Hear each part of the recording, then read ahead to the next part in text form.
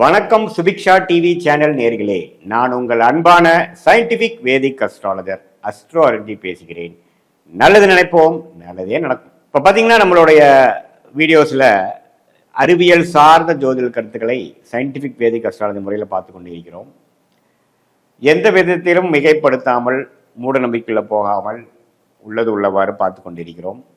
நம்மளுடைய போன ஜென்மத்தில் செய்த பாவ புண்ணியங்களுக்கு தகுந்தவாறு இந்த ஜென்மத்தில் நம்மளுடைய ஜாதக பிரகாரம் எந்த கர்மாவை கரைக்க போகிறோம், அது மூலமாக எப்படி சந்தோஷமாகவும் பாதிப்புள்ளாயும் கஷ்டப்படுதலும் ஓரளவுக்கு நிம்மதியாக வாழ்வதும் எது மாதிரி ஒரு படலம் எப்பொழுது நமக்கு போகிறது அப்படிங்கிறதை நம்ம ஒளித்தத்துவம் பிரகாரம் நம்மளுடைய கோச்சார அமைப்பு என்று சொல்லப்படுகிற டிரான்சிட் அஸ்ட்ராலஜி, தசாபுக்திகள் அமைப்பு உங்களோட ஜாதகம் பிரகாரம் which is call natal astrology, இது ரெண்டு விதமாகவும் நம்ம பார்க்குறோம்.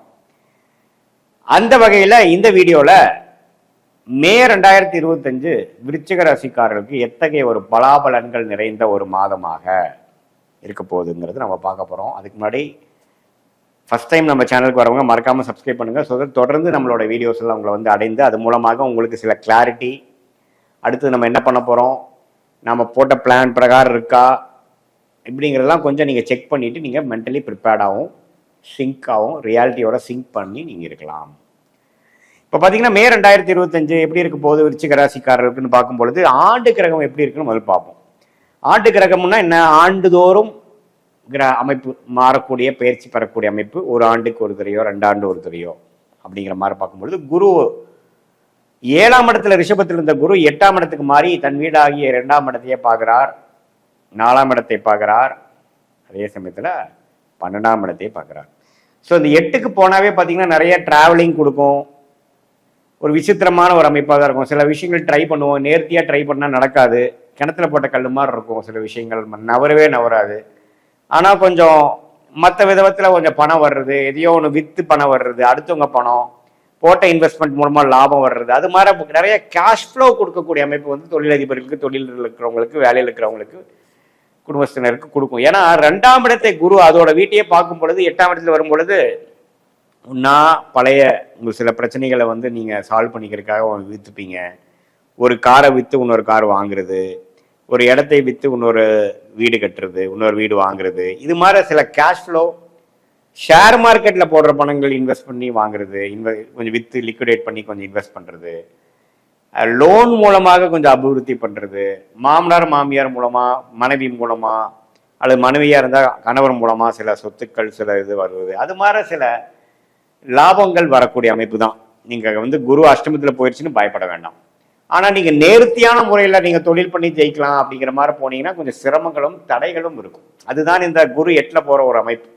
இப்போ துலாம் ராசிக்காரர்களுக்கு போய் இப்போ விருச்சிக ராசிக்காரர்களுக்கு குரு அஷ்டமத்தில் போயிட்டார்.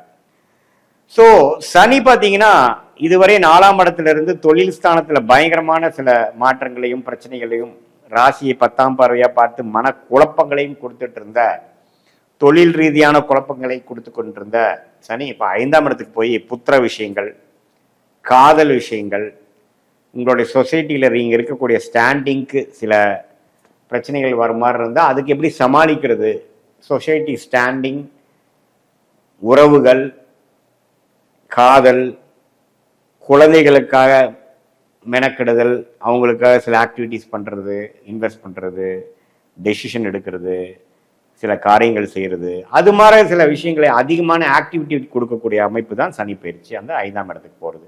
ராகு 4ஆம் இடத்துக்கு குரு பார்வை பெறுவது பார்த்தீங்கன்னா இன்னும் தொழில் வேலையில் அதிகமான சில மாற்றங்கள், இம்போர்ட் எக்ஸ்போர்ட் பண்ணுறது, புதுவான ஒரு விஷயத்துக்குள்ளே போகிறது, அவுட்டர் சர்க்கிளில் போய் ஒரு சில எக்ஸ்பான்ஷன் பண்ணுறது, மாணவர்களாக இருந்தால் கொஞ்சம் வெளிமாநிலம் போய் படிக்கிறது, இருக்கக்கூடிய ஊர் விட்டு வெளியில் போய் படிக்கிறது, ஹாஸ்டல் போகிறது, அது மாதிரி சில அமைப்புகள்லாம் கொடுக்குதுங்க.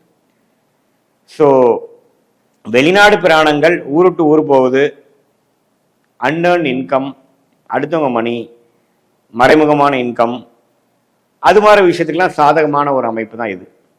ஸோ மாத கிரகத்தின் பயிற்சி என்று சொல்லப்படுகிற அந்த செவ்வாய் மாத கிரகத்தின் பயிற்சி எப்படி பார்த்தீங்கன்னா, செவ்வாயே ராசி அதிபதியாக இருந்து 9ஆம் இடத்துல நீச்சமாகவே கண்டினியூ பண்ணுறார் மே மாதம் முழுவதும். ஸோ மே 15 மே 14 குரு பயிற்சி, மே 19 ராகு பயிற்சி ஓரளவுக்கு இந்த மாதிரி நான் சொன்ன மாற்றத்தை கொடுத்து அந்த ராசி அதிபதியே 9ல் நீச்சமாக இருக்கிறது ஒன்றும் தப்பு இல்லை. அது அப்படியே நீடித்திருக்கிறார். அதே சமயத்தில் சூரியன் பார்த்தீங்கன்னா 5ஆம் இடத்துலேருந்து 6ஆம் இடத்துக்கு போகிறார். ஸோ சில வம்பு வழக்குகள், கடன் நோயும் எதிரி, அது மாதிரி சில விஷயங்கள், தொழிலுக்காக ஒரு கடன் எடுப்பது, தொழில் கொஞ்சம் சிரமமாகிறது, அதை ரெடி பண்ணுறதுக்கு சில விஷயங்கள் செய்கிறது, அது மாதிரி விஷயங்கள்லாம் கொஞ்சம் கொடுக்கக்கூடிய அமைப்பு இருக்குது. புதனும் 6க்கு வந்துட்டு அப்புறம் ரிஷபத்துக்கு போகிறாங்க. ஸோ படிக்கிற விஷயமும் ஓரளவுக்கு மாதத்தின் இறுதி பகுதியில் கொஞ்சம் பெட்டராக இருக்குது. மாணவர்களுக்கு வந்து ஓரளவு கிளாரிட்டி எல்லாம் கொடுக்கக்கூடிய அமைப்பு. மாதத்தின் இறுதியில் வந்து அவங்க ப்ரிப்பரேஷன் பண்ணுற எக்ஸாம்ஸு, காம்படிட்டிவ் எக்ஸாம்ஸு, அதுக்கு எல்லாமே கொஞ்சம் லாஸ்ட் மினிட் கான்ஃபிடென்ஸும் ஒரு நல்லா பெர்ஃபார்ம் பண்ணக்கூடிய அமைப்புகள் கொடுக்குதுங்க. ஸோ பொதுவாக பார்க்கும் பொழுது இந்த கிரகமைப்பு நான் சொன்ன மாதிரி விருச்சிக ராசிக்காரர்களுக்கு நேர்த்தியான ஒரு முறையில் சில பெனிஃபிட்ஸ் கொடுக்காம கொஞ்சம் நான் சொன்ன மாதிரி இந்த இன்வெஸ்ட்மெண்ட்ஸு, பழைய இன்வெஸ்ட்மெண்ட்டில் காசாக்குறது, சுப முதலீடு செய்கிறது, அடுத்தவங்க காசுனால நம்ம ஒரு சில ப்ராப்ளத்தை சால்வ் பண்ணிக்கிறது, ஷேர் மார்க்கெட்டு, லோனு, இன்வெஸ்ட்மெண்ட்டை வந்து நம்ம லிக்விடேட் பண்ணுறது, இது மாதிரி நம்ம சில கேஷ் ஃப்ளோ இம்ப்ரூவ்மெண்ட் ஆகி குடும்பத்தில் பண விஷயங்கள் அதிகமாக வரக்கூடிய அமைப்புகள் கண்டிப்பாக உண்டு. அதே சமயத்தில் வெளிநாடு போகணும், விசா கிடைச்சா வெளிநாடு போகணும், செட்டில் ஆகணும்னு நினைக்கிறவங்களுக்கு விசா கிடைக்கக்கூடிய அமைப்பு, ஒரு வேலை தேடிட்டே இருக்கிற எனக்கு வேலை கிடைக்காம இருக்கிறவங்களுக்கு கொஞ்சம் தள்ளி போய் வேலை கிடைக்கக்கூடிய அமைப்பு, அது மாதிரி விஷயங்கள், பூர்வீக சொத்து வராமல் இருக்குது, சிக்கல் இருக்குன்னா கொஞ்சம் பூர்வீக சொத்து கிடைக்கிற அமைப்புகள், இது எல்லாமே வந்து ஓரளவுக்கு சாதகமான ஒரு அமைப்பாக விருச்சிக ராசிக்காரர்களுக்கு இருக்கு.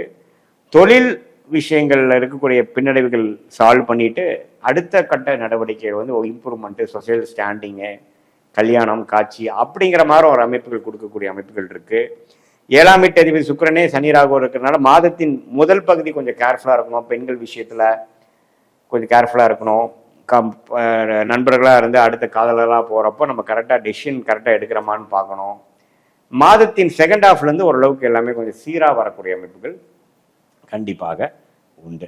ஸோ இதுதான் வந்து விருச்சிக ராசிக்காரர்களுக்கு ஒரு பொதுவான பலன்கள் மே மாதமே ஒழிய உங்களுடைய ஜென்ம ஜாதகத்தில் வந்து எப்படி தசாபுக்திகள் போய்கொண்டு இருக்குது, நீங்கள் என்ன லக்னத்தில் பிறந்தீங்க, விருச்சிக லக்னத்திலே பிறந்தீங்களா அல்லது வேற லக்னத்தை பிறந்தீங்களா, அந்த லக்னத்தோட அதிபதி எப்படி இருக்கிறார், தசாபுக்திகள் எப்படி போய்கொண்டு இருக்குது, தசநாதன் எப்படி, புக்திநாதன் எப்படி, இதெல்லாம் சேர்த்து வைத்து உங்களுடைய இப்போ நான் சொன்ன கோச்சார் அமைப்பு சேர்த்து மிக்ஸ் பண்ணி பார்க்கும் பொழுது இன்னுமே துல்லியமான பலன்கள் உங்களுடைய அடுத்த 6 months எப்படி, அடுத்த 1 year எப்படி, எது மாதிரி பலாபலன்கள் இருக்கு, எந்த மாதிரி டைரக்ஷன் உங்க லைஃப் போகுது, எந்த முடிவுகள் எடுக்கிறது உங்களுடைய கர்மாக்கு தகுந்த ஒரு முடிவுகளாக இருக்க போகிறது, குழப்பங்கள் எப்போ சால்வ் ஆக போகிறது, கடன்கள் எப்போ அடைய போகிறது, எப்போ முயற்சி வந்து திருவினையாக்க போகிறது, இது எல்லாமே நீங்க வந்து கிளாரிட்டியோட இந்திய வேத ஜோதிடம் அடிப்படையான சயின்டிபிக் வேதிக் அஸ்ட்ராலஜி முறையில் நாம் சொன்ன இந்த கோச்சார அமைப்பும் தசாபுக்திகள் அமைப்பும் சேர்த்து வைத்து பார்க்கும் பொழுது நீங்க கண்டிப்பா துல்லியமான பலன்கள் தெரிந்து கொண்டு அது மூலமா வாழ்க்கையில வந்து இன்னுமே முன்னுக்கு வந்து